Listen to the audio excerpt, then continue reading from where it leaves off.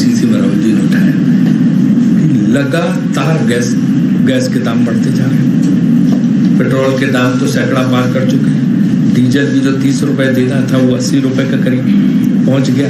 और उससे क्या होता है, जब पेट्रोल डीजल बढ़ती है और गैस बढ़ती है तो जनरल महंगाई बढ़ती है, हर चीज़ के दाम बढ़ते हैं। क्योंकि जो है लोगों को जो आप सामान ढोते हैं भाड़ा बढ़ता है तो उससे सब चीज़ बढ़ जाती है।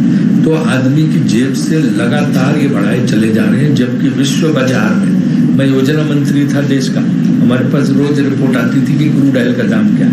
हमारे ज़माने में $105 से लेकर $120 के बीच में क्रूड ऑयल का दाम गया। तब भी हम पूरी उस मुसीबत के बावजूद भी 60-70 रुपए लीटर में पेट्रोल देते थे।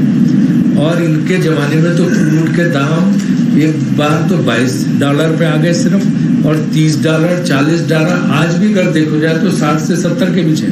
मतलब एक तरह से आधे दाम पे विश्व बाजार से मिल रहा है इनको तेल। इसके बावजूद में यहाँ ये दुगने दाम पे बेच रहे हैं। जो हमारे ज़माने में था, मनमोहन सिंह सरकार के ज़माने में था, उससे दुगने दामों पे जनता को बेच रहे हैं और आधे दामों में विश्व बाजार से खरीद रहे हैं। तो ये कौन सा तुक है? इसका तो आप जनता को कोई लाभ नहीं दे रहे। और उसके जरिए आपने 22 लाख करोड़ रुपए पेट्रोल डीजल गैस में जो है कमाया है जनता से। वो 22 लाख करोड़ के हिसाब किताब कहाँ आपने खर्च किया? ये नहीं सब चीज़ों, अनाज सब चीज़ों पे आप खर्च कर रहे हैं वहाँ पे। तो ये जो जनता को लूटने की योजना चल रही है, एक तरफ तो जनता के बनाए हुए घर सब बेच दो, जो उनकी जो है धरोहरें हैं वो सब बेच दो। दूसरी तरफ पेट्रोल डीजल गैस के जरिए उनसे ज़रूरत से ज़्यादा से ज़्यादा पैसा इकट्ठा करना, GST की जबरदस्ती वसूली। विश्व में कहीं आप चले जाइए, जहाँ जहाँ लॉकडाउन लगा उन्होंने हर एक को राहत दी है। चाहे छोटी छोटी व्यापारिक संस्थान हो, चाहे दुकानें हो, चाहे जो है छोटे व्यापारी हो, चाहे छोटी छोटी फैक्ट्री वाले हो, चाहे आम आदमी हो, चाहे नौकरी पेशा हो, सबकी तनख्वाहें सरकार ने दी। प्राइवेट कंपनी में भी नौकरी करने वाली की तनख्वाहें सरकार ने आज तक, अभी इंग्लैंड में मैं था वहाँ से सितंबर तक अभी तक तनख्वाहें सरकार दे रही है उन सबकी। किसी पे कोई बोझ नहीं डाला कि भाई लॉकडाउन हमने लगाया तो सारी जिम्मेदारी हमारी है। यहाँ इन्होंने किसी को कोई राहत नहीं दी, उल्टे जिससे कुछ वसूलना है तो फुल वसूल रहे वहाँ पे। GST अगर आदमी न दे पाए, छोटे छोटे दुकानदार व्यापारी, तो उनकी छाती पे चढ़ के ले लेते हैं टैक्स देकर, गिरफ्तार करने की धमकी देते हैं। जिससे इनकम टैक्स लेना गिरफ्तार करने की धमकी, जिससे कस्टम वो लेना और एक्साइज उसको गिरफ्तार करने की धमकी, जिससे इनकम टैक्स का रिटर्न भरना। कहीं कोई छूट है ही नहीं। लॉकडाउन तो पूरा आपने लगाया लेकिन कहीं किसी को कोई राहत तो छूट दी नहीं।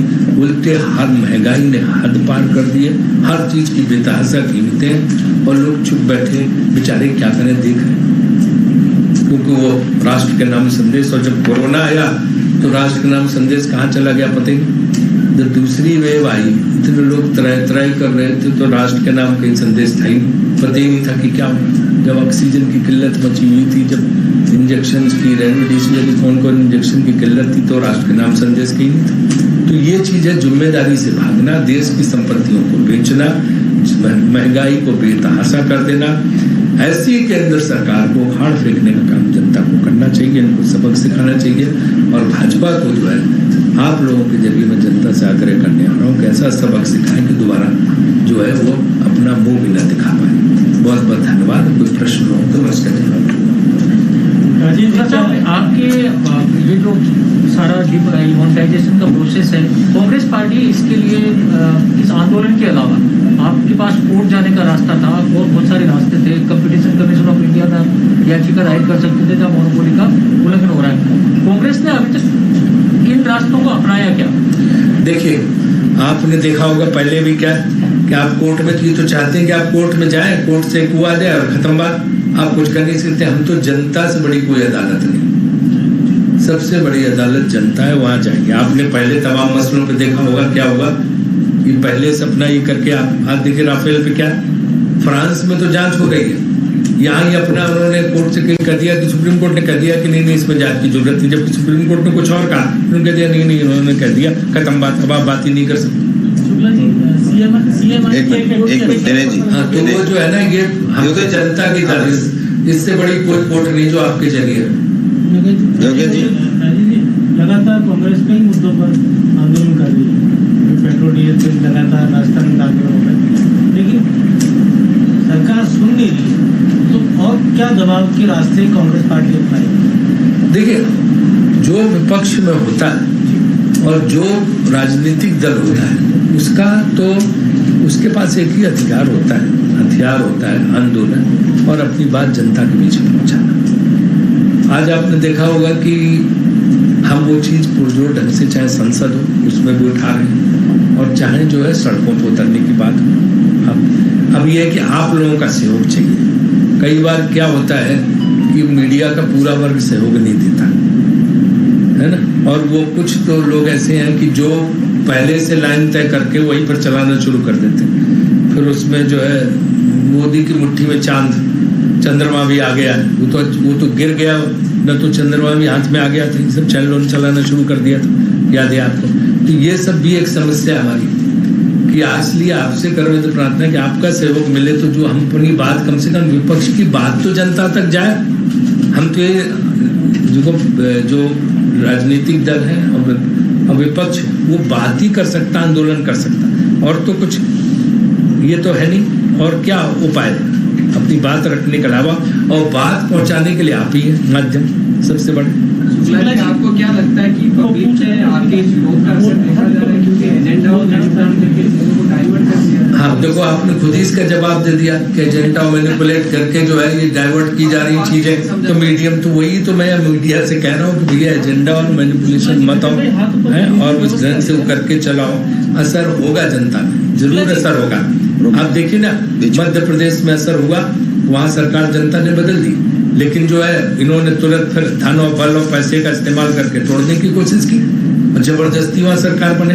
गोवा में जबरदस्ती एमएलए को तोड़ फोड़ करके केंद्र सरकार के का इस्तेमाल करके सरकार ने, तो जनता अपना काम कर रही है, जनता इनको सबक सिखाती है। भाई बोलने दे पूरी। हाँ बोलिए। बेरोजगारी एक बड़ी समस्या है। CIWI के अनुसार 8.3% जुलाई से अगस्त में 15 लाख बेरोजगार हुए ड्यू टू कोरोना और एनी। नहीं, बिल्कुल आपने सही सवाल उठाया है कि उसके पहले से उन्होंने कहा था 2 करोड़ नौकरियां देंगे 2014 में, लेकिन 2 करोड़ के 10 लाख नौकरियां भी साल में ये जो है नहीं दे पाई। और कोरोना की वजह से जो मैंने पहले ही बात उठाई कि लॉकडाउन और सब डिमोनेटाइजेशन, नोटबंदी की वजह से जो है इतनी फैक्ट्रियां बंद हुई, इतनी कंपनियां बंद हुई कि वो सब बेरोजगार हो गए। तो बेरोजगार बढ़ते चले जा रहे हैं। कहाँ आप चाहे रियल एस्टेट सेक्टर देख लो, चाहे दूसरे देख लो, सब बंद हो गए, ठप हो गए। गाँव लोग जाके बैठ गए, गाँव में कैसे अपना चला रहे, कितने लोग पलायन कर गए लॉकडाउन। तो बेरोजगारी का आपने बहुत सही प्रश्न उठाया। बेरोजगारी का बहुत बड़ा जो है संकट है, करोड़ों लोग बेरोजगार हो गए हैं, 30 करोड़ के करीब लोग बेरोजगार हैं। ये बहुत बड़ा संकट समस्या है, लोग बहुत जूझ रहे हैं। ये हमारा मुद्दा लगातार, इसलिए हमने आज आपको याद हो कि हमने 6,000 रुपये महीने जो है देने की बात कही थी, 72,000 रुपये न्याय योजना के जरिए की, ताकि लोगों का खर्च ये सब चलता रहे। तो उसी वजह से तो रोजगार, तो बेरोजगारी तो बहुत बड़ी समस्या है। युवा तो परेशान है उसको हर तरफ से। तो एक तरफ ये लॉकडाउन की वजह से इसकी वजह बंद हो रहे हैं, और फिर एक विचित्र बात है, एक तरफ आप कहते हो कि डिमोनेटाइजेशन हमने कर दिया, वाह भाई वाह क्या श्रेय, और दूसरी तरफ कह रहे हो कि मोनेटाइजेशन कर रहे हैं। डिमोनेटाइजेशन एक तरफ किया, मोनेटाइजेशन दूसरी तरफ आप कर रहे हो। उस दिन राहुल जी ने बोला ना कि इनके लिए जीडीपी का मतलब है कि जीडीपी बढ़ रही, जीडीपी बढ़ रही। तो जीडीपी का अर्थ ही जानते हैं कि गैस, डीजल, पेट्रोल, इन तीनों के दाम बढ़ रहे हैं, तो वही जीडीपी बढ़ रही, बाकी असली में तो कोई जीडीपी नहीं बढ़ रही। तो इसलिए जो है बहुत विचित्र स्थिति है। आप कह रहे हैं कि सरकार लीज के नाम पे सारा गड़बड़झाला कर रही है, अपनी जो असेट्स से बेच रही है। कोर्ट में आप जान ही रहे, सुप्रीम कोर्ट में आपने क्वेश्चन मार्क लगा दिया राफेल की बात कह के, वहाँ जाएंगे नहीं। संसद में आपके पास 43 सांसद है, वहाँ आपके पास इतना बल नहीं है कि सरकार को, और आप कह रहे हैं कि मनमर्जी की सरकार है, तो फिर होगा क्या? फिर आपका ये सिर्फ ट्विटर पे या प्रेस कॉन्फ्रेंस तक ही रहेगा मामला, या रोड पे आएंगे? नहीं, हर जगह रोड पे आएंगे निश्चित रूप से। आपका सुझाव अच्छा है, क्योंकि आप ही बताइए विपक्ष करे क्या? संसद में आप उठाने नहीं देते, आप धींगा मुश्ती से बिल पर। हमारे जमाने में तो संसदीय कार्य मंत्री भी देश का था, एक बिल जो है शोर शराबे में हंगामे में नहीं पारित करते थे जब तक विपक्ष को हम विश्वास में नहीं लेते थे। अरुण जेटली जी विपक्ष के नेता थे, सुषमा स्वराज जी, मैं खुद उनके कमरे में जाके बात करता था कि भाई अब ये बिल है, आप देख लो इसको, करके, लेकिन हंगामे में हम नहीं पास करेंगे। इन्होंने तो सब हंगामे धींगा मुश्ती में पास करा दी हर चीज जो है वहाँ संसद में। तो ये जो है संसद में सुनते नहीं है। और कुछ चीजें ऐसी होती हैं कि जिनके लिए सबसे बड़ी कोर्ट है जनता की कोर्ट।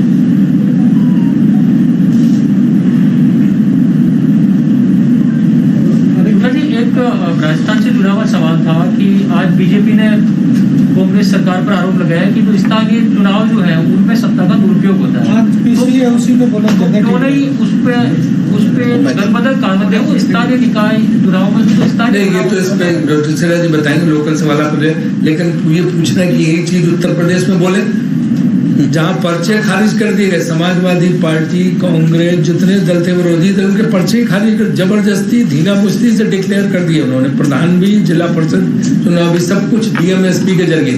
पूछो ये जरा मान उत्तर प्रदेश में करके देखें तो वहाँ क्या किया। आप बताओ इसमें बीजेपी ने जो आरोप लगाया कि निकाय पहले ये राष्ट्रीय खत्म हो जाए फिर आपको लोकल मैच आप उसी से संबंधित। एक सवाल मेरा ये था कि 2018 के चुनाव के समय आप आए थे, केंद्र से काफी नेता आए थे, प्रेस कॉन्फ्रेंस की थी, उन्होंने कहा था कि खान घोटाला 20,000 करोड़ का हुआ है और जो जिम्मेदार नेता, मंत्री, मुख्यमंत्री जो भी होगा उसको हम सजा देंगे। ये आप लोकल पीसी की बात करेंगे, आप लोगों ने कहा मैं करूंगा, आप निश्चित रहे। शुक्ला जी आए थे, अभी जो मुद्दा है उसकी बात कीजिए।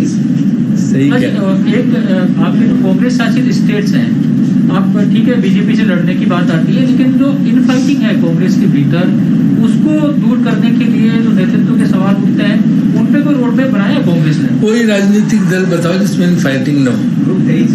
एक नाम बता दो मुझे हर राज्य में, है ना? प्रेस क्लब में भी खूब है। तो ये जो हाँ लोग हर जगह है, तो ये जो है बता दो इनके यहाँ कितने ग्रुप हैं?